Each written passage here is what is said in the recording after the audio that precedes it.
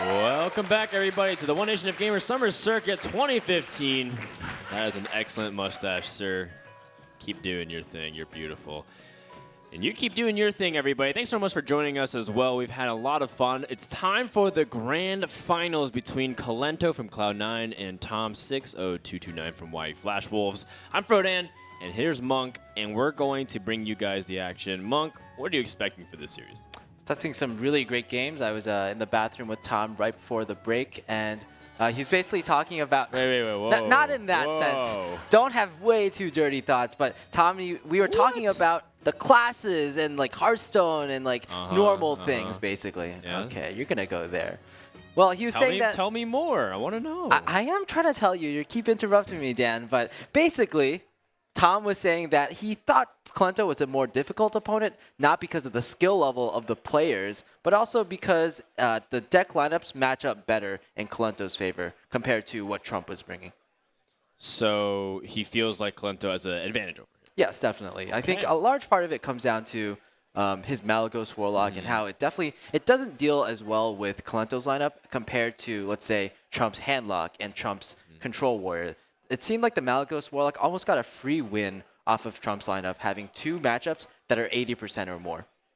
Man, you get a lot done when you go to the bathroom. I just kind of do my thing and leave as soon as I can. But, you know, It seems like you had a really good bonding experience with Tom, and maybe that'll be the motivation that he needs to win this tournament and win a lot of money. What did they get for first place here, Monk?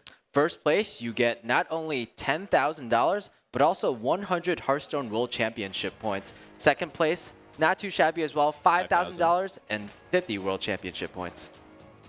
And thus, the stage is set here. Who will win the 10,000? Who will get those 100 points? And, well, I guess it's basically fighting for top one in their region in terms of the regional points. The way BlizzCon will go down, excuse me, 4 players from 4 different regions will qualify. Tom is on top of his region over in the Asia-Pacific region. That includes Taiwan, Korea, etc. Then you have Colento on top of Europe. You have China as well as North America, where players like Trump will be fighting for their spot in the upcoming weeks. So that's why it's important to win these points. That's why it's important to win this money. And that's why it's important for you to try to get a chance to win this TSM PC. Let's have everybody win here.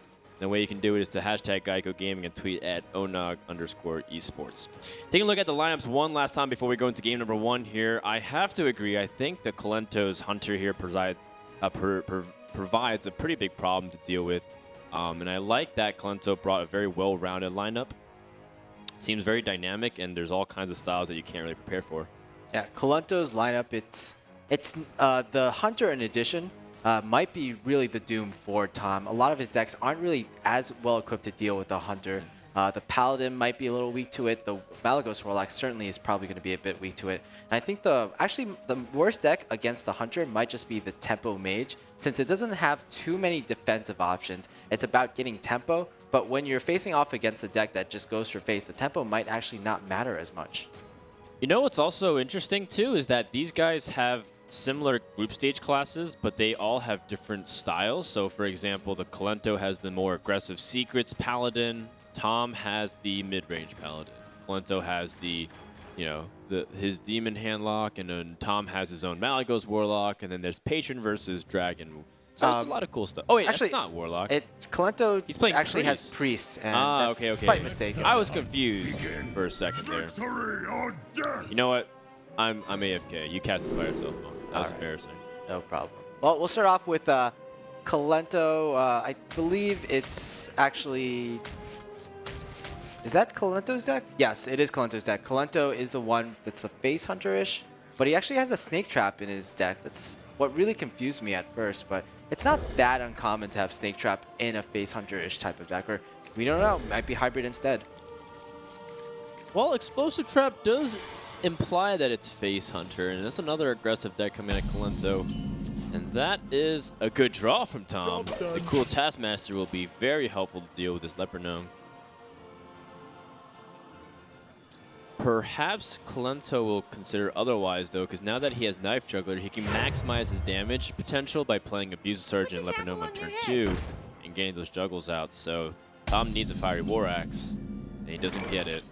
Colento just happens to play the right creature that the answer is not in Tom's hand. He either had the Cruel Task, he could either have the Cruel Taskmaster, an Acolyte, or the Unstable Ghoul, or the Fiery War Axe, and he did exactly Fiery War Axe to deal with this. Yeah, and this is something that people have to pay more attention to than rather dismiss. The fact that you have multiple options on turn 1 that could determine the outcome of the game. If you play the Leper Gnome and your Cruel Taskmaster gets the value of sniping it, and then you challenge the Knife Juggler, that's so much damage you avoid. And that's why a lot of times you have to go for the assumption that your opponent doesn't have the optimal response, because if you don't, you can sneak in so much more damage to your opponent. Not only that, but the answers to Knife Juggler, there's only 2 of them in Tom's deck, the 2 Fire War Axes, whereas the answers to the Leper Gnomes, for example, there's a lot of them. There's the Unstable Ghouls, there's Armor Smiths, and there's Cruel Taskmasters. So maybe Kolento is just playing for the play that gets punished a less percentage of the time. A lot of damage with the Abusive Sergeant coming in to play here. I think Abusive and Leper Gnome still serve the same purpose. They're all going to get the damage in. Abusive Sergeant is still 2 damage, whether you play it from the hand on a charger or an existing minion, or you play it just as a naked body. So I think it's okay just to play Leper Gnome here. It actually kind of doesn't really matter. Well, also Abusive Sergeant is even more useful generally when you want to get past a taunt, for example. It's true. No taunts really exist, though. This is the Patron Warrior. Unstable Ghoul comes to the hand. What he wanted to see. That will stop a lot of the damage here. 4 damage will go into this Unstable Ghoul. And Kolento will just go right back charging at it. So maximize your damage every turn. That's the goal of this aggressive hunter. Argent Horse Rider is definitely a possibility. If he wants to maximize his damage, he goes for Abusive Sergeant as well. I'll show them.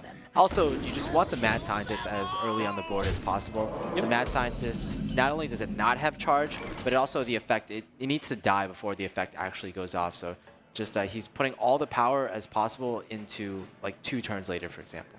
Definitely. And so Tom has the Inner Rage that helps buys him a little bit of life.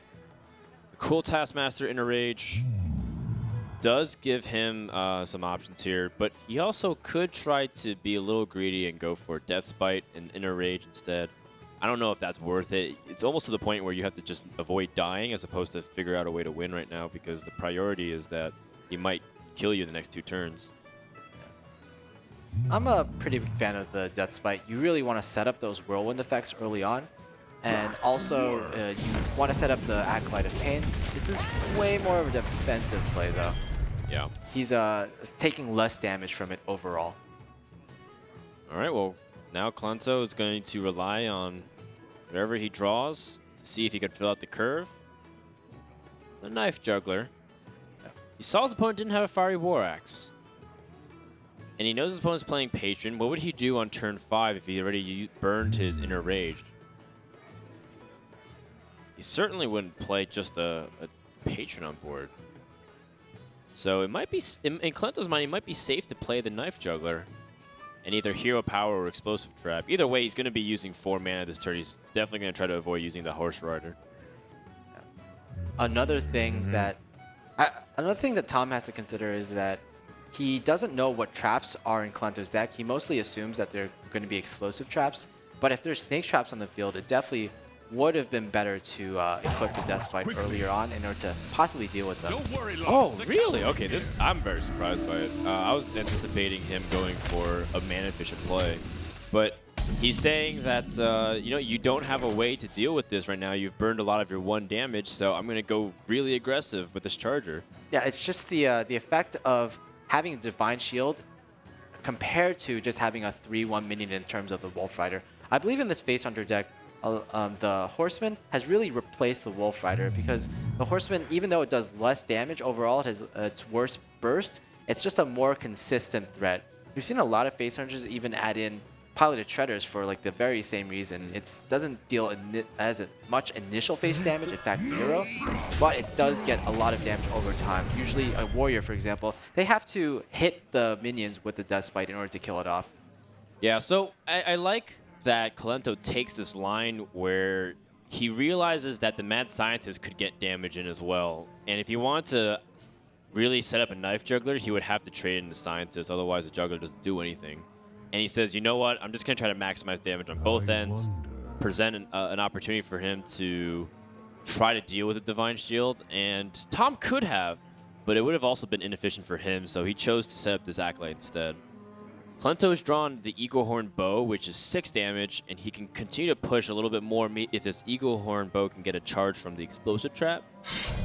That's very optimistic to say that that'll happen very time soon, so he's just going to go ahead and charge for as much damage as possible. Yeah, we also have to keep in mind that most likely there's also a Snake Trap on the field since the Mad Scientist died. Oh, you're right. So this Knife Juggler, again, will get a lot of value off. Or will it? I mean, it realistically could also just juggle straight onto the Acolyte once and then, you know, twice on the Armor Smith. Yeah. I mean, that Armor Smith was certainly a huge draw. Or it can let the Knife Juggler survive as it juggles twice on the Acolyte. No, that's not what he wanted. Oh. This is slower than Matrix bullet dodging. Oh. I can't tell if that's what he wanted. Oh, I guess After he sees the unstable goal, it's almost certainly not what Clento wanted.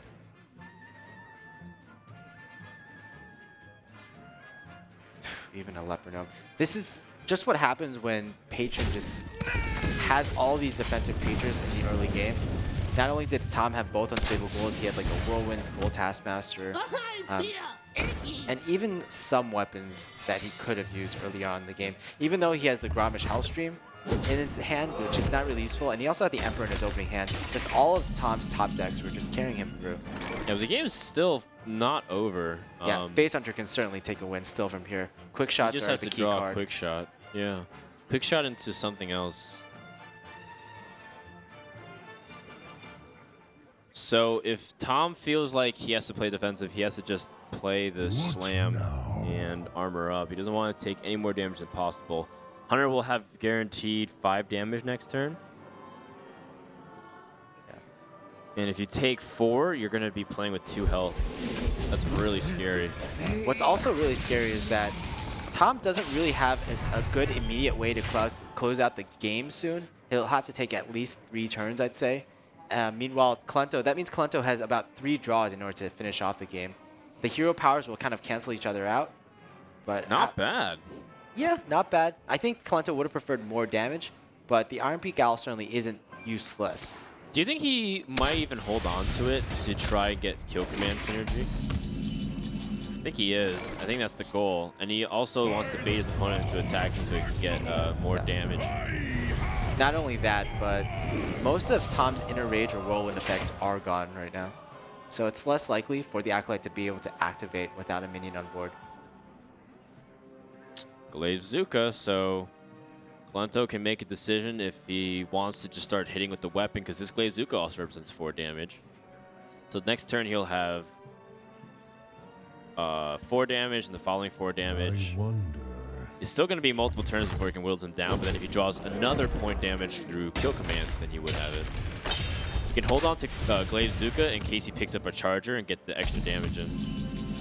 It's not like Clento won't be able to use all his mana, or he will be able to use all his mana in the very next turn. Another danger here is that Tom might be in danger of dying to Unleash the Hounds if he loads up the board way too much. So let's take a look at this. If Tom uses a Death Spite right now, he can get in 8 damage with the Death Spite. He can get in 12 damage with 2 turns of attacking from the Acolyte and the Emperor Thorazane. So that's 20 damage. And Grom, on top of that, will be lethal. So he can actually set up lethal for the next turn. But he has to attack into an explosive trap. Yes. So he also makes himself weaker.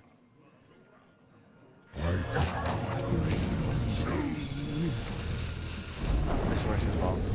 So essentially, Clento has to draw 2 points of damage, or else it's this game. No, he can silence and stay alive. This seems like an equivalent play, except you get a Grom onto the field. which might be slightly worse since it gives more Unleash the Hounds value. There's so many cards that kill. You like Huffer? Huffer's pretty good right now. Oh!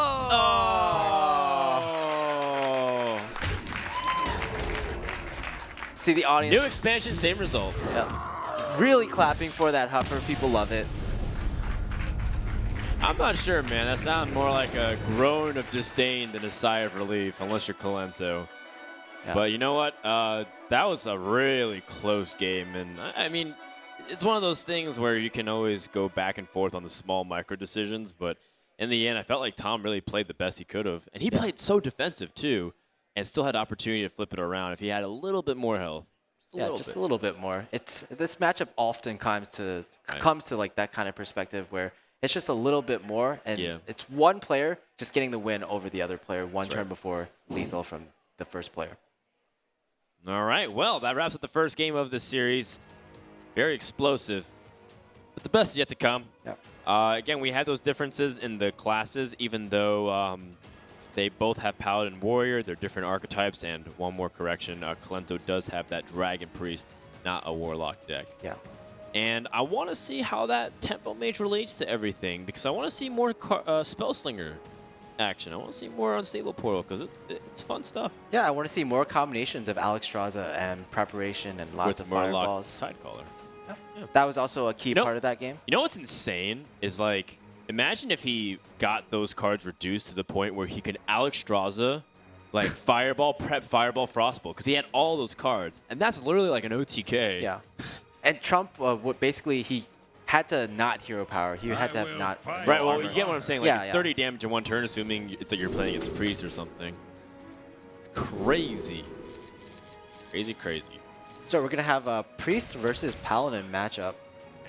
Traditionally, the slow Priest had an advantage over the Paladin because you could outvalue them. Cards like Tyrion never truly would be a threat if you had Mind Control. Anything that was weak, like Minibot, could get stolen by the Cabal Shadow Priests, and then you just can't really outpressure them if they have AoE. However, things have changed a lot in this Priest deck. They don't really run those big AoE wipes like Circle of Healing. They don't have Mind Control. They've even stopped using as much removal. Instead, they placed it with mid-range threats. So I want to see how this more regular mid-range Paladin fares against the Dragon Priest. Yeah, not only that, but there have been quite a few changes in the Paladin deck as well. I think the key change being a lot of mid-range Paladins these days, they run Justicar Trueheart, and Justicar Trueheart seems to be the one minion, the best minion you can have as Paladin against Priest. Not only do you summon one dude, but you second a second dude, and Priest only has about 2 AoEs generally in their Priest decks. Yeah, they're both the 2 Holy Novas. Tom drops the True Silver Champion, so his Quartermaster plan has been foiled, but that wasn't really going to work out anyways. Lenso going to just drop another dragon. Do you like Twilight Guardian or do you like the Dragon? They're, I guess, fairly equivalent. The Dragon's Kin Sorcerer, what that does is gives you more Lellen's Chosen value, but it might feel a bit more all-in. The one reason I like the Twilight Guardian, though, is because it gives more flexibility. The Twilight Guardian only works if there's a dragon on the field, and if you play the Dragonkin Sorcerer, then you might not be able to play this Twilight Guardian later on into the game. Good point. Very good point. Tom has to deal with a giant Twilight Guardian now. That's a 5/9 with Taunt. No way he's getting past that without a Quality or Peacekeeper. In this case, he's going to try to use Sylvanas to try and get ahead of it. And that is an interesting draw. Cabal Shadow Priest. You can steal the 1/2, but then the True Silver plus the Sylvanas guarantees a high value steal. Very tenuous situation for Colento. I think as Priest, this is the card you fear the most. Your mind. He's going to try to let the Sylvanas steal the 1/2, which would be a pretty big deal. Oh! What's mine is yours is mine is now yours. Yeah. Something like that. just generally Sylvanas, like when you're winning by that much, the Sylvanas is the only thing that can ruin your day. That was the worst Murloc too. I mean, at its core, this worst Murloc still puts out 12 stats, equivalent to, if you combine it all, is 6/6. So that's why the Murloc Knight for, is pretty good. It just spreads it out, so it's complicated. Although, spreading it out doesn't exactly guarantee you anything. A Blackwing Corruptor here can shut down the 1-2 and you kill the Murloc Knight. And you're going to have to be dependent on the Choose Over Champion to once again climb back in value here. Really back and forth game. And yeah. I think it's a lot about how TGT has really influenced a lot of the decks into more board-centric decks. Okay, going for the 4/4 because he doesn't really want it to get healed, doesn't want any extra Northshire Cleric value. Yeah, and we also can see another Blackwing Corruptor going to be jumping out here most likely. Although, maybe he can draw something else that's nice too. It's also a pretty good draw. Yeah, the Wyrmrest Agent does challenge the weaker minions on board, but it does die to the Choose Over Champion, so it's in a really unique position where he's going to evaluate off the Pilot Shredder drop. Oh! Lose a Mana Crystal. So everyone talks about Darnassus Aspirin as a fringe scenario, as a nerf to the Pilot Shredder, because you don't get the Mana Crystal effects from playing it, but you get it from losing it. So instead, Tom has only 8 Mana Crystals next turn. But Tom, you know what? It's really late into the game.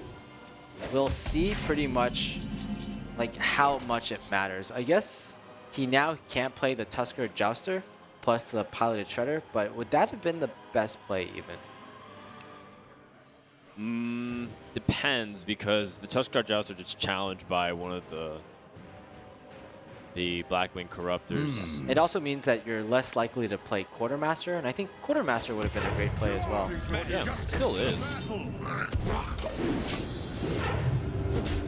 True Silvers have been exhausted. I think when it comes down to these kind of positions, Paladin might have an advantage because it's really hard for Kolento actually to deal with this kind of board without those Holy Novas that he necessarily needs to draw. In addition, Tyrion is something that Kolento I don't think he can deal with really.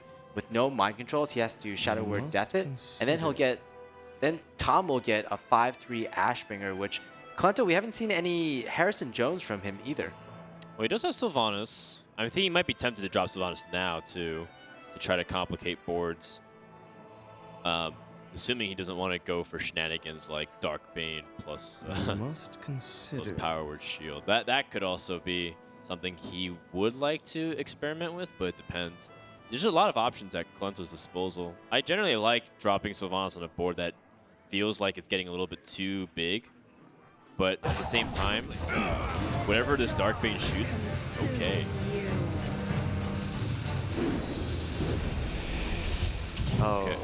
All right, and the thing is he can protect it too with the Wyrmrest Agent, so it's not even that bad of a situation, even though it shot the weakest minion.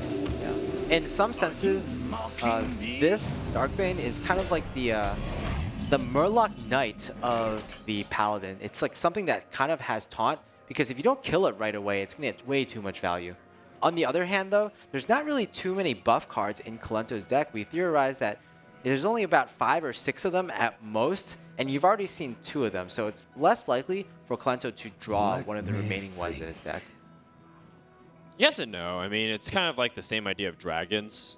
How many dragons does he have? Probably like 7 dragons. You have the Twilight Whelps, maybe actually 9, because the Twilight Whelps add another additional, because you have things like Dragonkin, Sorcerer, and Drakes. But in other dragon decks, for example, like Dragon Warrior, where you have a limited amount, it still is a decent likelihood that it can happen. Very fast math here from Tom to be able to figure this out, and as a result has a board of 1/1s. This is kind of the strength of Paladin that we're seeing post-TGT. They just have such an ability to refill the board after every single turn with a combination of Monster for Battle, Murloc Knights. Even the Quartermaster does a lot here. Well, the threat of a Quartermaster is pretty big.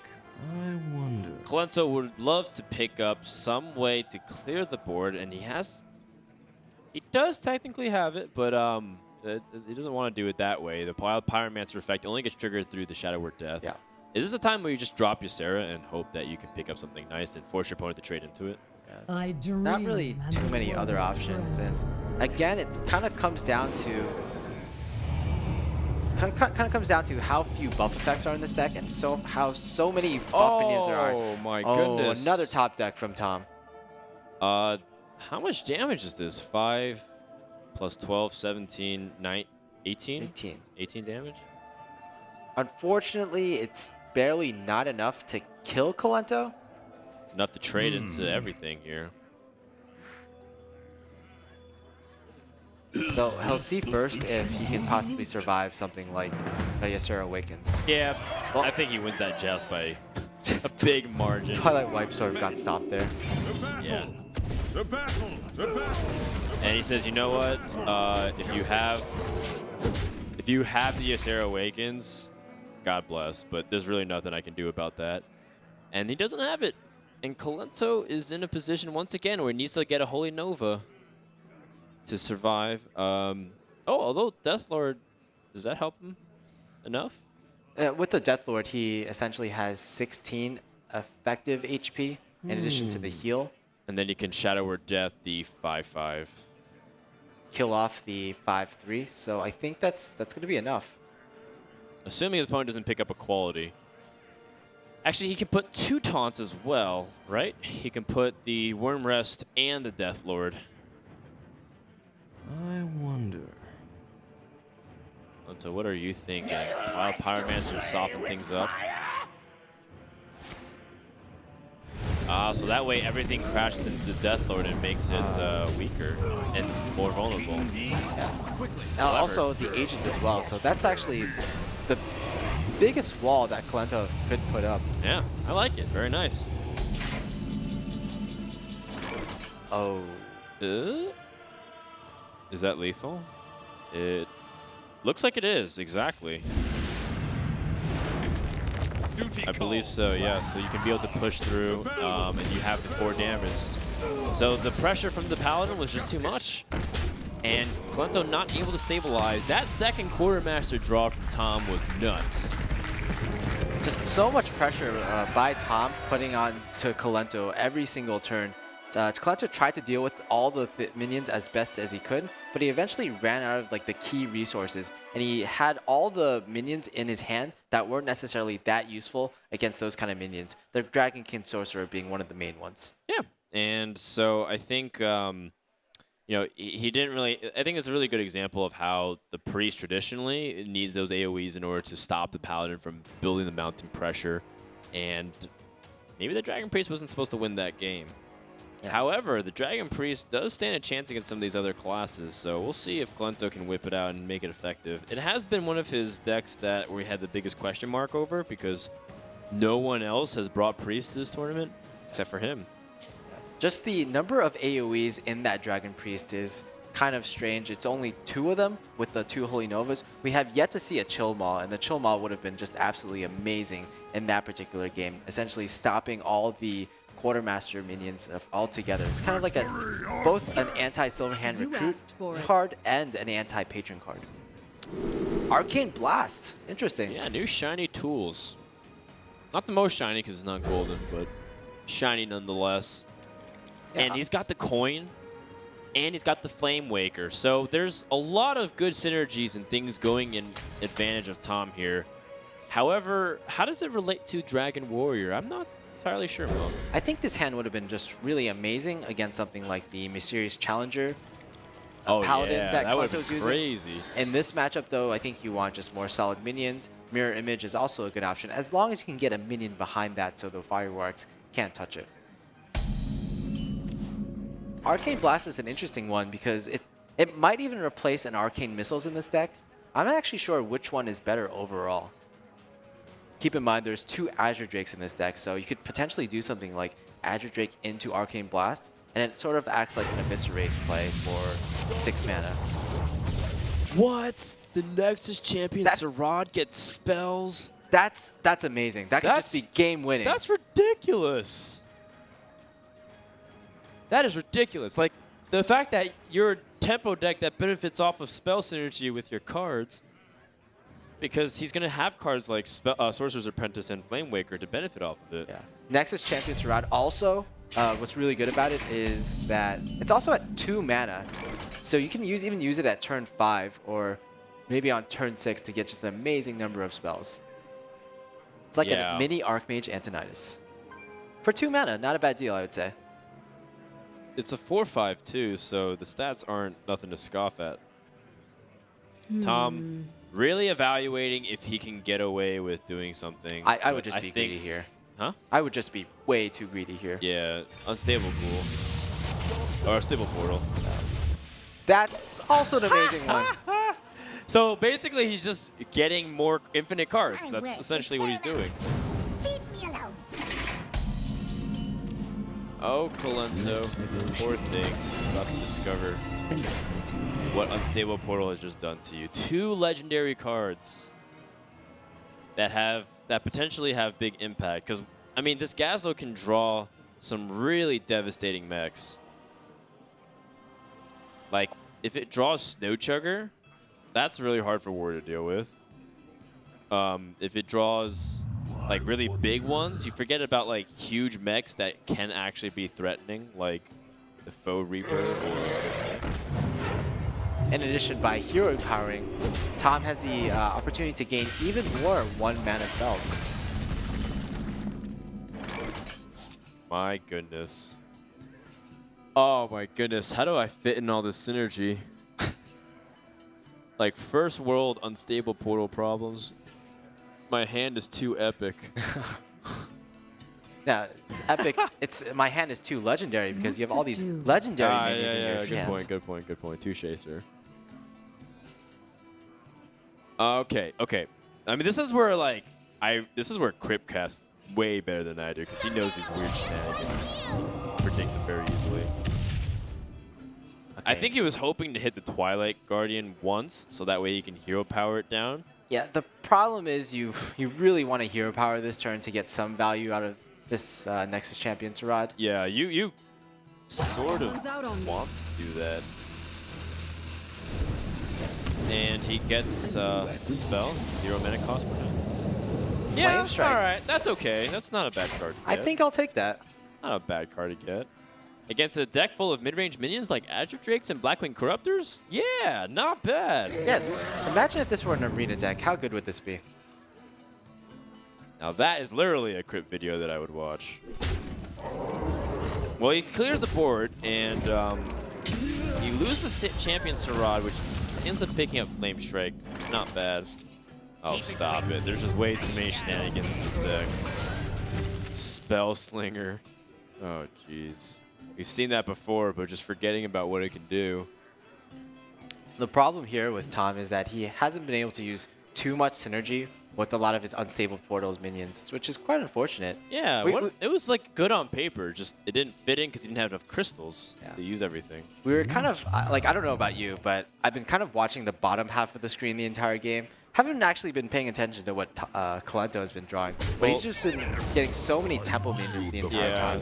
Colento did draw his Blackwing Corruptor right at the moment he needed to. That was a very powerful moment.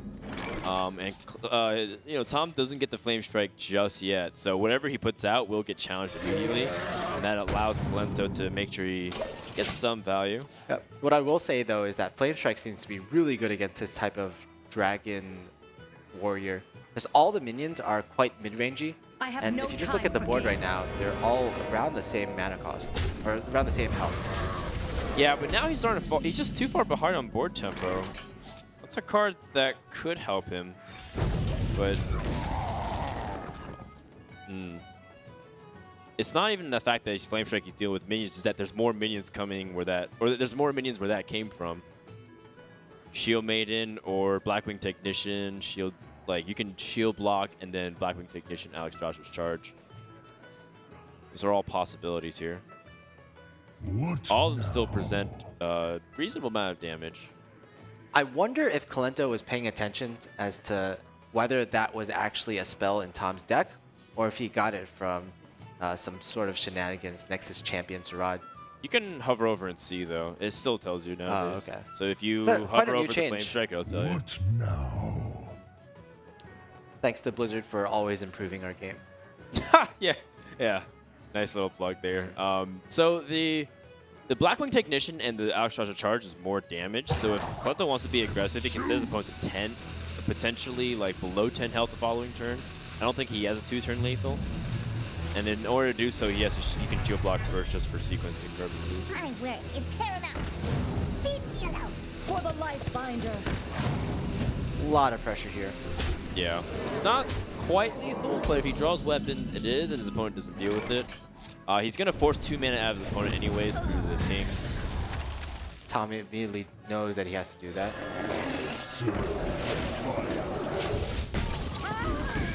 Cleans up the board quite a bit. And Klento, he really wishes he had some weapons right now, although his current hand isn't too shabby. Yeah, he still has some cycle opportunities. Slam, execute, and then the Shield Maiden allows him to clear the board and have a pretty dominating presence. His opponent still has enough cards where it's like, well, am I using this execute too soon? What if he drops Antonitis and I can't answer it? What if he drops Dr. Boom and I can't answer it? Am I better off slamming, trading into the Flame Waker, and just playing something else instead? Depends all on his next draw here. Some kind of weapon would be really nice. I'm okay with playing Sludge Belcher and then hero powering as well, because you can kill the Flame Waker. You're outside the ping range, at least from what you think. We know that there's a fallen hero, but you're outside the hero power range for the mage. You kill the Flame Waker, let the Mana Worm run into the Sludge Belcher, just pick up the pieces afterwards. I can take the hit. He doesn't trust the Mana Worm. I don't either. I hate worms. What has a worm ever done to you? Made me slightly uncomfortable while I was camping once. I can see why you might hate worms then. There's Wanted. quite a bit of options to clear the board. Don't do it. Charge. Divine What? Spirit. That's the wrong Divine deck. Spirit. Whoa, that's interesting. Now that is a huge Sludge Belcher. It's gonna be a 3/10. Yeah, and not even any silences in Tom's deck. No, he's gonna have to get through the hard way.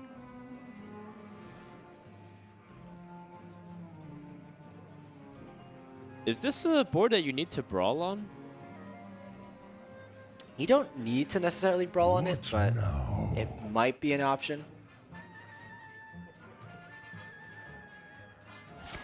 Shield block for an answer first. Picked up another Drake. Yeah, and then just go with the Divine Spirit. Divine Spirit, you created this spell slinger. And I think it's time. It was finally time for Klento to get his own really ridiculous scenario. Tom's just chuckling. It's like, well, can't really do much about that. Klento pushes for damage, realizing that this could be a lethal opportunity. Charged. Antonitis Charge. Now that's a combination that I wasn't thinking about when I was getting ready to cast this game. It's kind of like the Warrior OTK all over again. If Tom had gotten Alexstrasza off the Unstable Portal and then Charge off of the Spellslinger, this could have been an amazing game. This is already kind of a ridiculous game. Though. I don't know much more you could want. Fortunately, Tom doesn't have enough to pick off every minion on board, so the Shield Maiden still represents lethal.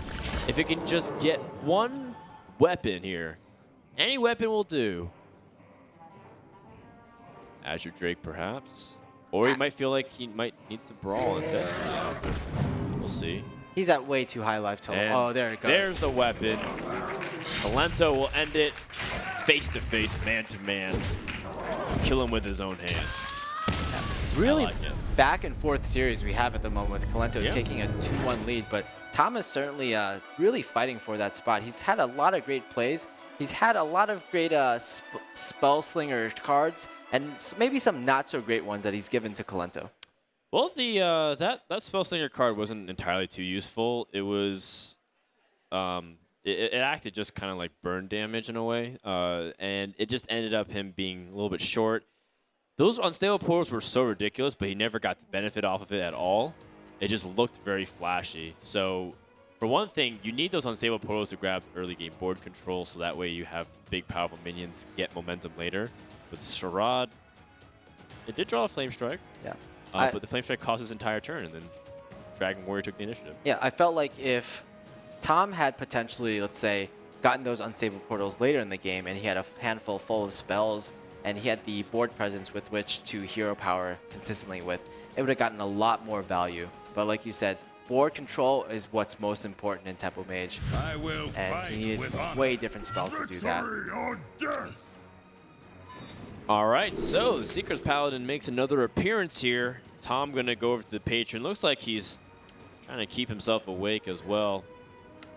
It's been a long journey over from Taiwan as he has to adjust to the jet lag, but it's his 3rd day, so hopefully he's been able to get some good rest. Yeah, not only that, but Tom is quite a frequent flyer. He's been to tournaments all over the world. BlizzCon last year, Gfinity twice, Assembly just earlier this month, the tournament which he won. So Tom is kind of using Hearthstone as a way to travel around the world. Has a lot of experience at lands, and I think it's going to pay off. He's never really too nervous, even though he does get some reactions, or we get some reactions from him when he plays the game. Pretty good hand from Tom, I would say. That's excellent. It allows him to effectively deal with all the small stuff. I'll never Fiery tell. War Axe, Death's Bite. One thing to note as well is that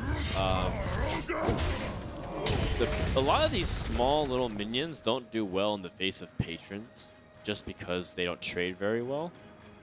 And I'm really, I don't really know exactly how good this secret deck is against patron. I can't imagine. Yeah, very effective. Well, if you remember to the very first match of our tournament, it was actually Kalento versus Tom, a series which Kalento defeated Tom with a 3-0 score. Unfortunately, we had a few internet issues during that time, and we actually played around 3 games of this particular matchup, Patron versus Mysterious Challenger Paladin. And I think in all 3 games, Kalento was kind of sort of in a lead. This game is going to be slightly different, though. Reporting for duty. All right, well, Kalento has a second secret. We know that one of them was pulled off Mad Scientist, and I think it might have been Avenge. I have to see, though. All right, and then this will prompt Tom to probably drop the Acolyte Mage as well. Pain, speak to me. Unlike in the previous games, Kalento isn't really getting any of his board control that he needs. And he's just drawing such small cards. Even letting his opponent draw everything that he needs. Well, the Fiery War Axe is the difference maker here. It just allows him to stabilize early on. Imagine if that Secret Keeper was able to run unchallenged with all these secrets coming out. I think in the previous games where Tom played Kalento in this matchup, I got to talk with some of the players who are here at this event, and they mostly agreed that Tom might have been using his resources too fast, basically. Not saving them in order to combo off later in the game, being way too defensive early on, and not greedy enough. This game, again, it's going to be a little different since Tom definitely has a huge card advantage, and it's going to take Kalento either a Divine Spirit draw or a Mysterious Challenger draw in the very next few turns in order to turn this game back around. Tom has several options here. If he's willing to take more damage, he can set up Death's Bite. He has 2 of them, so they get clunkier the longer he waits. By playing Acolyte and Whirlwind, it's just a little bit too weak, I think, onto the board. It's technically like one of the strongest plays you could make this turn, but also that Whirlwind is just one of the most valuable cards you have in your deck anyway. So playing to that effect, Tom, again, he's being a little greedy here, which he should be. He can afford to take that 4 extra damage. Let me think. Kalento not very happy to see a second competitive spirit come into the hand. That makes the first one redundant. He has enough mana to put a Secret Keeper to a 3/4, but that also makes it so that way the Death Bite just directly attacks into it. Is that enough damage to him? He'd do Let me think. 7 total, and that's not really that significant right now. Kalento just really out of options here. This is one of the drawbacks of playing this deck. It feels like there are games where you just draw very awkwardly because you're bound to hit some secret overlap, and the curve is not always going to be there. You won't have the minions to play. You won't have the mysterious challenger, and you're going to have to play secrets from hand. And it feels very weak. Yeah, to me, this seems like a very high-risk, high-reward version of the typical aggro paladin. The aggro paladin, again, it does depend on drawing the Divine Favor eventually against these kind of more either combo-y or mid-rangey decks or control decks. But the problem is, if you don't get the Divine Favor, this deck is even worse than the typical aggro paladin because you have all these secrets which are generally useless on their own, or even in combination with the Secret Keeper. They're just quite weak cards. Yeah, these are really weak. Oh, well, he's already played a handful of his secrets already. I'm not sure if his Mysterious Challenger is as effective as it normally is. Well, you have to make something happen here. Let me think.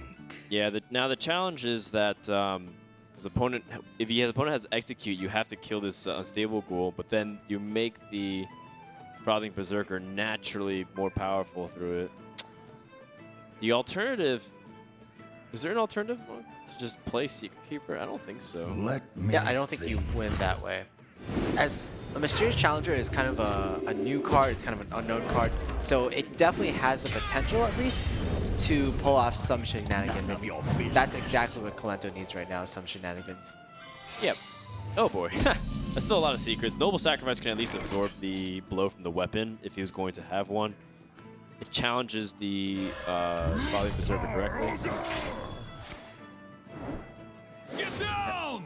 It's going to get revived, but a Whirlwind Execute will handle all of this pretty easily.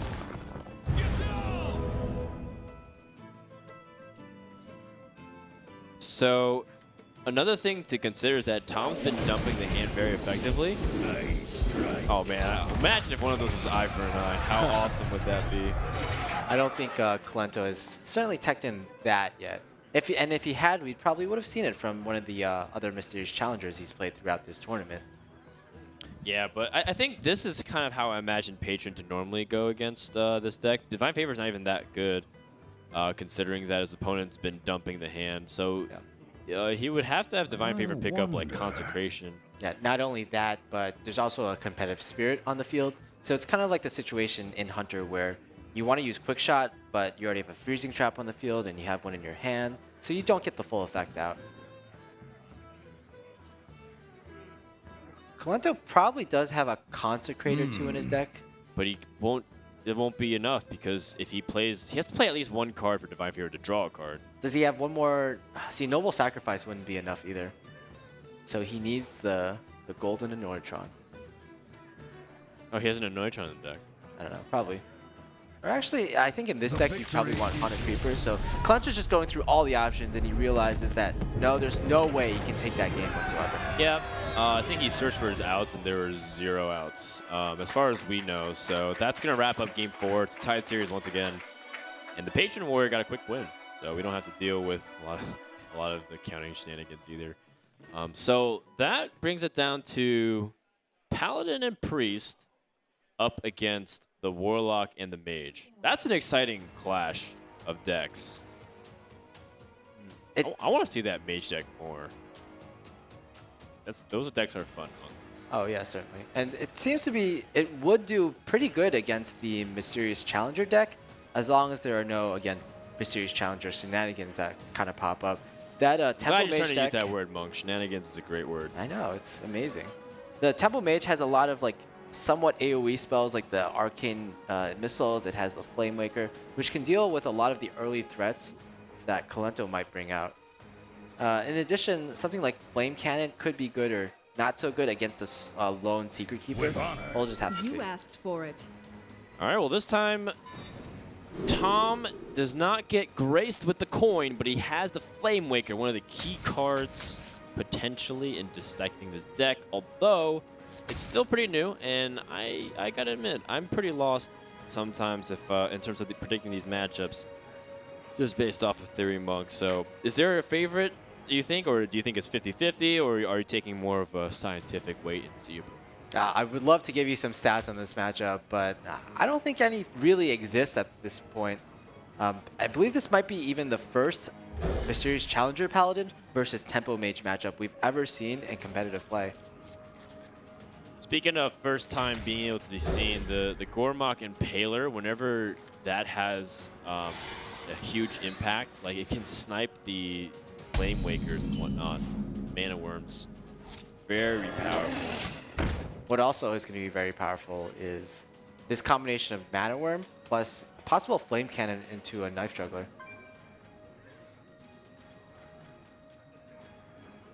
The interesting thing about the Knife Juggler, though, is that if you coin it out, he can just ping it and then nullify your turn. He knows there's too many ways to get punished. Oh. All right. Okay, so that's 3 for 3 for Unstable Portals into Legendary Minions. Legendary Minions that have synergies. With his deck. Exactly. It's slightly ridiculous. Stop it, Tom. Stop Are it. we going to see the Legendary Malagos plus Arcane Missiles? What about Malagos into Arcane Blast? Now that card is ridiculous. It will snipe the Mysterious Challenger. And then some. Yeah, and send him back to Blackrock Mountain. You could even kill off your own Malagos with the Arcane Blast because it does 12 damage. Oh, you're right. It does double. I'll never If tell. only you could force your opponent to have Wrath Guard, then just Arcane Blast in the face. This might be, however, one of those games where we never see use of the Unstable Portal minion. It's just that you lose so much tempo from playing an Unstable Portal on turn 2 Right. that don't your have the opponent can just board. run you over. Would you play things like Noble Sacrifice and Avenge to buff, and then let Secret Keeper be a 3/4 as opposed to Gormok? I mean, Gormok does provide the biggest minion, though. Worth evaluating, but I think now that he drew Divine Favor, that's a perfect 5-mana usage next turn. So that's fine there. Oh no! Well, it doesn't matter Tom, as much. you have to click on the Gormok 4 times in order to get the Flame Cannon on it. It's just how it works. I don't think it mattered that much, though, since he definitely would have wanted to kill both the bigger creatures. But the Secret Keeper is about as equivalent to this Gormok anyway. I mean, yes, you're right, but I think he would have loved to kill Secret Keeper and the Gormok. It was, out of all those scenarios that would happen, this was definitely one of the worst, because he would still have to be forced to play the Secrets, or play Secrets on this. Job's done. I think I might have just played the Malagos there. Get a Just straight up Malagos. 4/12 on the field, maybe. What if he had Repentance, though? Good point. If he had Repentance, how much would you cry on the spot? I would weep. I think you're so behind, though, at this point. Your opponent has initiative. He has a bunch of secrets on the field as well. He got a huge Define Favor draw. Yeah, and his So- competitive spirit can also be problematic too, because you can play Dr. Boom, but then he just gets a huge buff. Please draw Arcane Missiles here. It would just make my day. Oh no. So he plays Boom. He's still not playing around with Repentance, but not Repentance, competitive spirit. Lento will still go for the rush strategy because he knows his board's very resilient. Mad Scientist can also come down here. Second Divine Favor! Oh my goodness. That's a lot of cards being drawn. Yeah, so more like a standard aggro paladin now. This is kind of the way Lento intended his deck to go.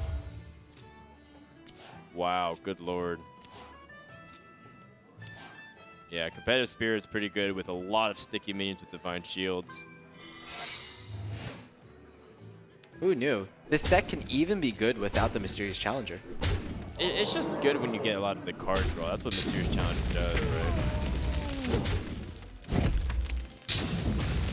Oh, and those boom bots are terrible too. Not going Tom's way at all. And then whoa, what is it too late though? Because I mean, there's a lot more than 8 health on the board, and you do know that Noble Sacrifice does exist, right? Off the secrets. Aww. Okay. That was a little disappointing, I have to be honest with you. That was so anticlimactic. We were building Oh, that man. up like the entire game, but Tom doesn't even reward us for it. Yeah, now he's gonna use Fallen Hero, and Yeah. I understand he's trying to win. I don't blame him. yeah. It's a lot of money on the line. Well, Noble Sacrifice is gonna stop him here. Like, if he couldn't make that conclusion, he knew that this was doomed from the start because Dr. Boom would get attacked. Is there anything unstable we can get? How about like unstable fool? That's hilarious. Yeah. That's even more like hypothetical synergy with this deck. Exactly. The mana. He's getting so lucky with getting these minions, yet so unlucky at the same time, being able to force to use Unstable Portal when he really needs tempo plays instead. That's very close to lethal. One 10 more damage. 1 damage off lethal. I say you go for it. But and you can also play Mysterious Challenger, just stay clear of the board. I wonder how many secrets Mysterious Challenger will even pull at this point. It might just be a vanilla 6/6. No, it'll definitely pull another Repentance. So it'll pull at least one secret. I just want him to play it right now just to see how many secrets are left in the deck. I would assume 2. I would assume a Repentance as well as a Who am I? Redemption. None of your business. Is that... It was 1 secret, I'm guessing? Yeah, it was 1 secret remaining.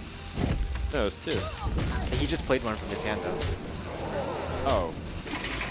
Yep, just 1 secret. Oh, interesting. Well, So- this is it. There's nothing he can do. There's nothing he can draw. I think he just wanted to kill that Mysterious Challenger off one more Wait, time. he draws with his Arcane Intellect. Maybe he has an opportunity there. None Maybe of the your Spell business. Slinger can get...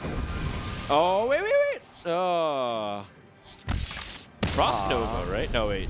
Oh, wait, Frost Nova was a chance. He was at 2 HP. Yeah, at that point, though, if you Frost Nova, it's probably still not a great option. You can't heal the next turn. You can't really taunt. He probably doesn't have that many taunts in his deck anyway, but Sure. somewhat... Very low percentage chance to win. Yet again, that deck had a lot of opportunity to give us such a great game, but Tom just chooses to, yeah. win instead of going for the Malagos, Well, Avenging Wrath. I wonder if the Malagos turn 6 would have ended up being the better play overall. It withstands a lot of the board. It doesn't...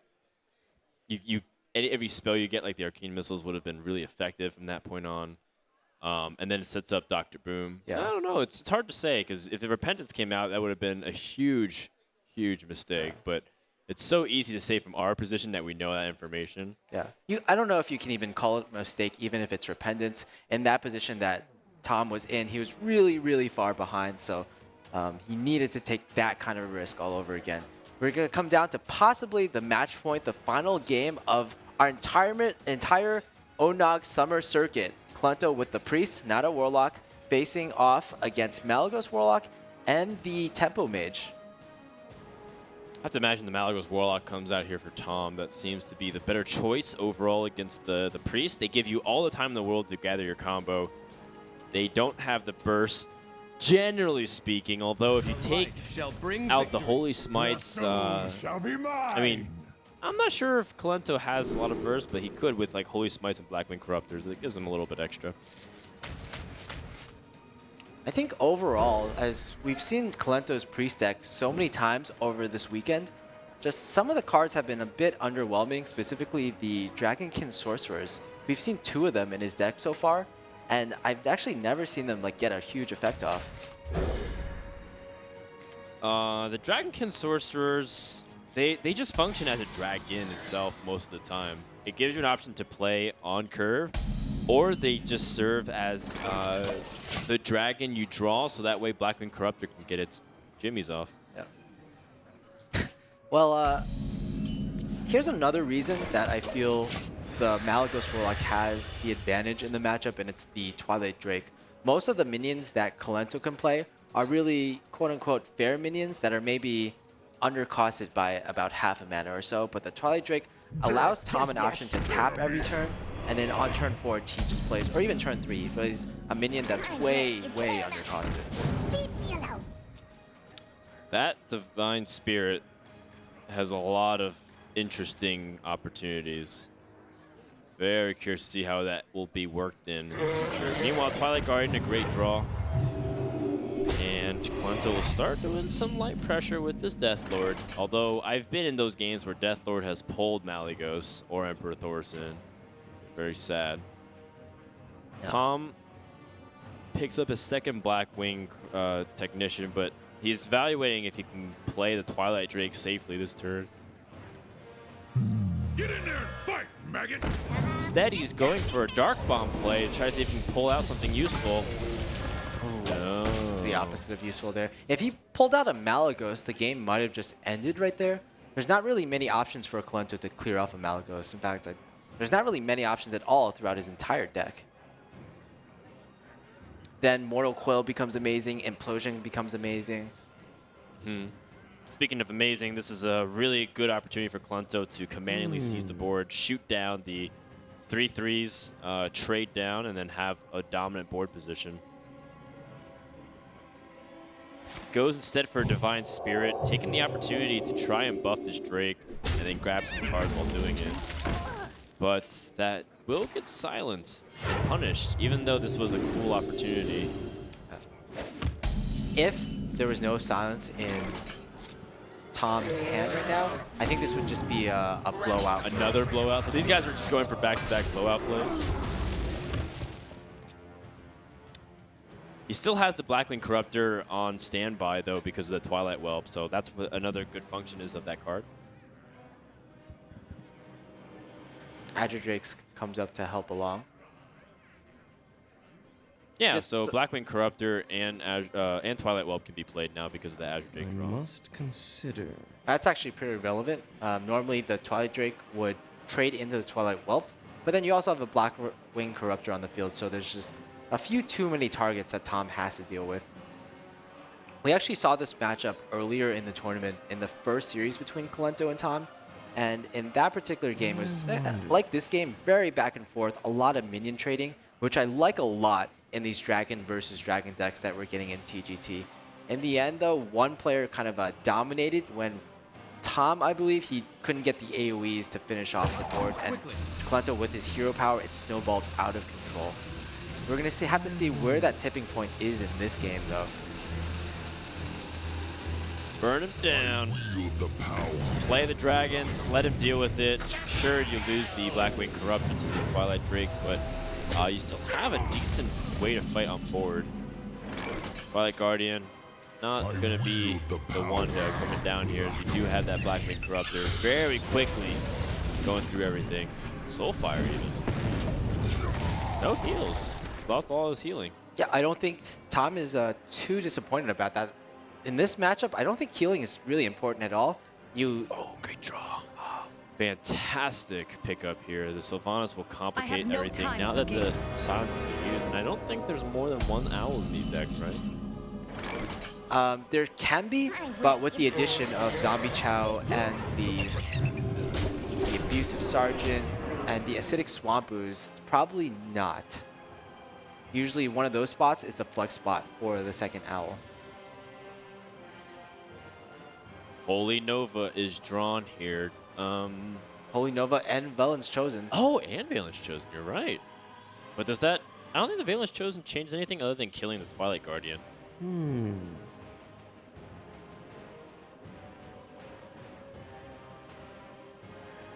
His opponent is fronting 14 damage if he kills off this Twilight Guardian. It legitimately might be better served by playing Valen's Chosen on the Sylvanas and then healing to try to get a Worm Rest agent.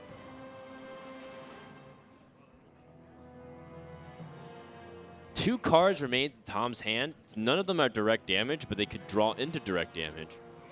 Tom has a lot more chances to draw into that direct damage. If he runs a second Soulfire, for example, then he has his initial draw, he has a life tap draw, and he could also just get one more draw off the Azure Drake. Is someone injured?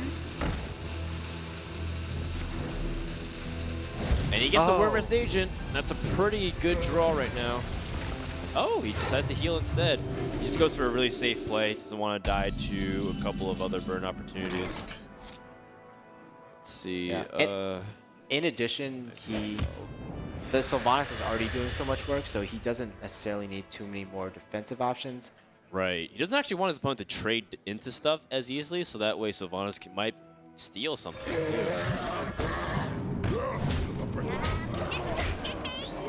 Again, Kolento is in danger of dying. At least he has a taunt, and he has a Velen's Chosen to buff up that taunt, which is actually going to be pretty key. That also might be a reason why he saved this card. Even a Power Word Shield. So now that Kolento has seen the first Iron Beak Owl, he can kind of assume there's no second silence, and he can go for this type of play, which just gives him a huge taunt. Me? Yeah, he's going to have at least a 310. Well, you can gain 4 more points of taunt, or you can gain more through the Twilight Guardian. But first, he might be even looking to see if he can make a play with Sylvanas. The powerful thing about Sylvanas right now is that you could try to keep and preserve her, sure, or you have the opportunity to try and steal something and reduce even more damage on board. I think depending on your read as to whether Tom has a second silence, I think you can be greedy enough to just preserve the Sylvanas. What about if you end up playing Twilight Guardian, you're weaker because of things like Shadow Flame. Valen's Chosen is actually, I think, a slightly better choice here. Yeah, I actually have to agree with you. And that is very close to lethal. No, but he can Shadow Flame this and clear the board. And I think because Kolento didn't go for a Valen's Chosen, that ends up being the nail in the coffin here. Just too much pressure. Let's see, if Kolento, he can Light Bane, then Velen's Chosen. He gets a Divine Shield on that, but I don't think that's a winning play there. No, that's it. Kolento will pass here, and that's going to be a 3-3 tie. And that means we're going to Game 7, Monk. The winner of this will be the Summer Circuit champion to determine it all. Yeah, we've had thousands of players play in our summer circuit, and it all comes down to this. It kind of reminds me of how in the EU versus CN tournament, there were so many players playing in that tournament, and in the end, Kolento managed to take it out against his opponent. And again, we're having Kolento 3-3 against Tom in the final match, and it's going to be a deck that Tom has kind of failed with a lot of the time, his Tempo Mage. What a time for it to work, though, against the Dragon Priest, which has also been failing Kolento in this series as well. He's lost a fair share of games. And if you think about the way the head-to-head works, it might be pretty good against the Priest. Yeah, we've seen Tom fail a lot, though, in the sense that he hasn't gotten tempo early on, and he's been forced to do plays like unstable portals early on in the game. And I feel like if he tries to do that against Kolento's Priest, and Kolento's Priest does curve out fairly well, which it usually does, then he'll be at a unique disadvantage. The hero power from the Priest is just often too much. Kolento picks up Sylvanas, probably throw it away. Death Lord early on is great against cards like Mana Worm. So let it run its head uselessly into the wall of taunts. Wants to pick up his early game, and he picks up the Northshire Cleric. Meanwhile, Tom gets the Mana Worm early on turn 1. That's huge, considering that he has a world of options with that unstable portal that might open up for him. Yeah, it's going to be a game, guys. Both these players' hands are pretty good. Is someone injured? That's good for Tom to go ahead and Flame Cannon this down, too. Doesn't have to use Unstable Portal. Although Flame Cannon on this means that the next target that comes out will be stronger against it, so he opts to go for that instead. Okay, so this hurts them both. All right, I don't mind. It's kind of interesting to see how the Narubar Weblord will interact. This gives Kolento the opportunity to play the Death Lord here. Yeah, Tom is not too worried about the healing potential or the draw potential from the Northshire Cleric. He knows this matchup is mostly about tempo instead of card advantage. Yeah. It's just that both these decks, they don't really have ways to get back in the game. Only 2 Holy Novas from Kolento, nothing like a Akanai Circle combo, for instance. Oof. what he wanted. Very nice. Oh! That's bad news. And Colento does not have a way to answer it, at least not yet. He needs to pick up his one Shadow or Death, which is unlikely to say the least. He's going to try to draw frantically, but that is ridiculous. Not to mention that Antonidas is just a 5-man or 5-attack minion, a 5/7. This is bad news, Bears. Fireball comes into the hand. All right, Stalag is a 7/4 minion.